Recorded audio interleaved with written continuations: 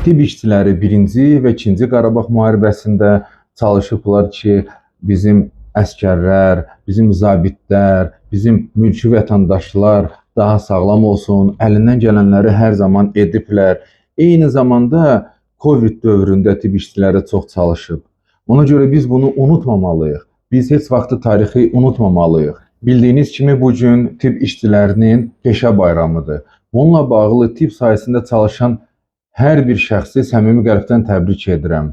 Belə ki, tibb işçiləri, tibb sahəsində çalışanlar olmasaydı, biz də bu qədər sağlam və inkişaf edən şəxslərdən biri olmazdıq. Bununla bağlı tibb sahəsində vaxtilə çalışan və hazırki dövrdə çalışan şəxsləri səmimi qəlbdən peşə bayramı münasibətilə təbrik edirəm. Arzu edirəm ki, onların həyatı uğurlu, sağlam və xoşagələn olsun. Amin.